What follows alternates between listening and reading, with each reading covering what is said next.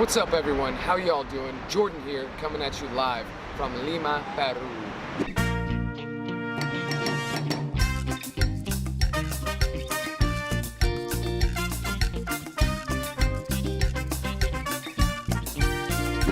In the beautiful city of Lima, I've spent the past month. It's been an awesome experience. Today's actually my last day. I've lived in the Miraflores district here, and today I'm spending some time at the Larcomar Mall, which is basically on the side of a cliff, as you can see there. There's a lot of people that do paragliding over here. They obviously come here to shop. There's some really cool restaurants.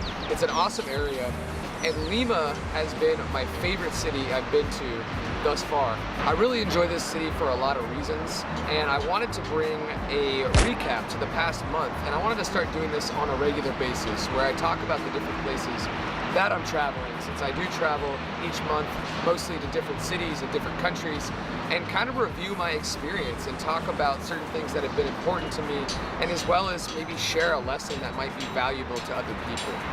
So as I said, this is my last day in Lima in Peru. I head to Medellin, Colombia tomorrow, and as I was doing some reflection on my time here in Peru, I wanted to share some experiences and lessons that I learned, not from Lima actually, but from a trip that I took to the Amazon jungle. So I spent 5 days last week in Santa Maria. It's a very small village along the bank of the Amazon River, and I spent 5 days there for a retreat. Now in this retreat, we did a lot of personal development workshops. We talked a lot about our emotional, physical, spiritual health, relationships, all these different types of things. Shout out to Christina Liu for putting on the program.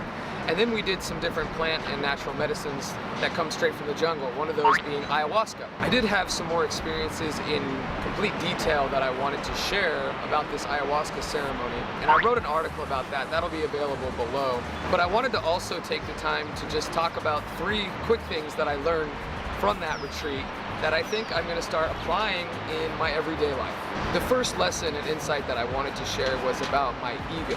And one thing that I learned about my ego is that it's programmed pretty deeply within my thoughts to come attached with judgment. So everything that I think about has a judgment attached to it. And things happen, right? And then we perceive them, and then we tell ourselves a story. That's human nature. But I think for me, what happened during that ceremony is I was finally able to separate my thoughts and my ego, because the way that I see it is there's kind of this Venn diagram, and where the thoughts and the ego meet is where all your judgment's created. And things just happen.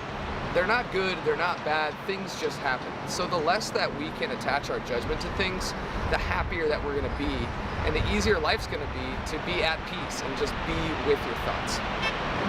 The second thing that I wanted to share as an insight from this ceremony was that everything is connected through energy exchange. So from a common denominator perspective, we're all made up of energy.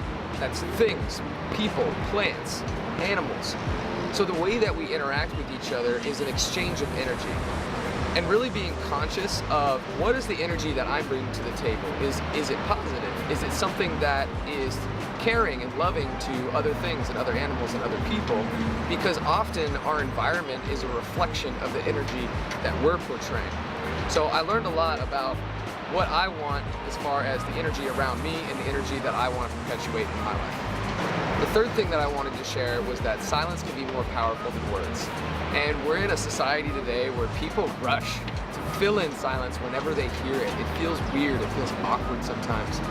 But often it's when you can sit in your own silence and empower yourself to be quiet and sit with your thoughts and let things go that you find more peace. And I learned a lot about sitting in my own silence and being okay with that. I fundamentally believe that silence is awkward if you make it awkward. And oftentimes we make it awkward because our ego has this discomfort with our own thoughts and with that silence. So I want to practice being more intentional about when I fill silence, is it with some words that I actually care about saying? Or am I just saying something because I don't want it to be silent? I've really enjoyed my time here in Lima. This is the most grayest, beautiful city that you'll ever see. Really excited to also get to Medellin, Colombia tomorrow. Let me know what you liked about this video. Let me know what you want me to add to these kind of videos. Do you want to see me keep doing these types of videos where I reflect on something that I've learned from the different places that I'm traveling? I think it's just an awesome way for me to also look back and think about how much I've learned and gotten from travel. And I truly believe that you grow yourself personally and professionally when you travel consistently, and it's been a blessing and an awesome experience to be able to do that. Until next time, keep wandering. You're not lost.